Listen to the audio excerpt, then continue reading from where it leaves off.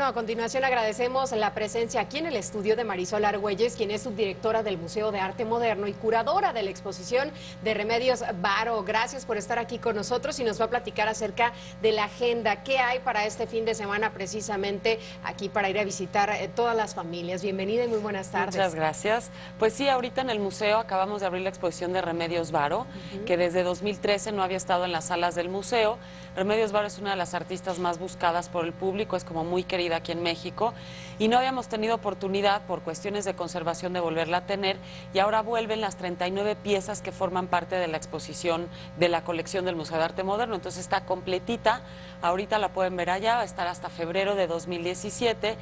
Y lo que hicimos fue como un ejercicio interesante de recuperación como de todos los datos históricos que hay en torno a la colección del Museo de Arte Moderno. Es una especie como de ejercicio de historiador en donde el visitante va a poder, por ejemplo, leer muchísimas anécdotas, no solamente sobre los cuadros, sino comentarios que hizo la propia Remedios Varo de por qué pintó una de las obras, a quién se la había regalado. Vas a ver, por ejemplo, cómo firmaba, cómo reconocer un falso de un original de Remedios Varo.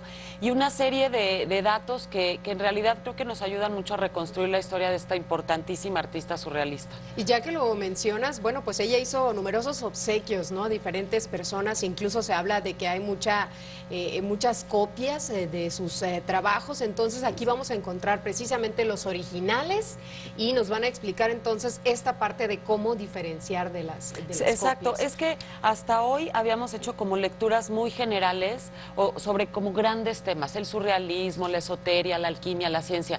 Pero lo que hicimos esta vez fue como invertir el proceso y en lugar de hacer una lectura con temas pues tan genéricos como esos, lo que hicimos fue como rescatar esos pequeños datos que son más técnicos y que normalmente son los datos con los que nos quedamos los historiadores o los curadores y ahora los compartimos. Entonces sí hay una parte en la que se hace, por ejemplo, un estudio de las firmas de Remedios Varo. Luego hay otra en donde compartimos datos curiosos.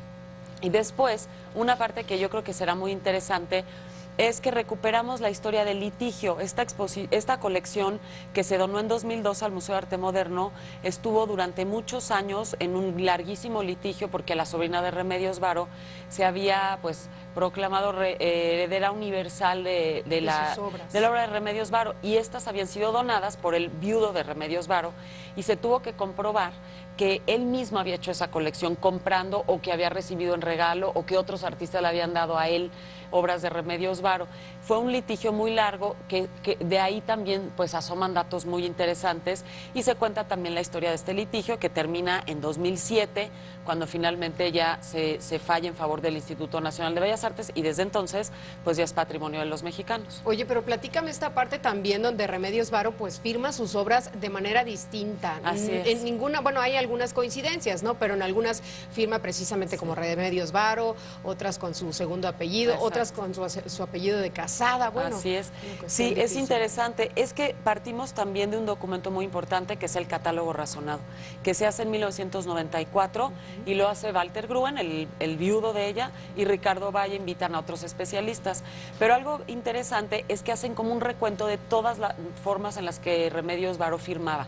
Entonces, por ejemplo, cuentan que cuando estaba en España, todavía casada con el pintor Gerardo Lizárraga, firmaba como Lizárraga o como Remedios Lizárraga. Sí. Después firmó como R. Varo, después como Remedios Varo, que es como la época más productiva aquí en México, lo firmaba como R. Varo. Pero también ella hacía trabajo comercial, trabajó por ejemplo para Casa Bayer, enviando pues obra gráfica y ahí firmaba como Uranga. Y cuando ella hacía regalos, que además era muy seguido, firmaba solamente como Remedios. Entonces es muy interesante porque sí desde los años 80 hay pues mucha obra falsa de ella. Sí, por claro. ejemplo, también dicen que en los dibujos, ella los dibujos nunca los firmaba porque no los consideraba obra original. Pero entonces que hay muchos dibujos originales que tienen firmas. Entonces que probablemente la firma es falsa, pero el dibujo es original. Uy, qué difícil. Sí, pero la verdad sí es muy interesante porque sí es como a lo mejor es muy técnico, pero sí cuando uno va a un museo generalmente estás como guiado por la lectura del curador.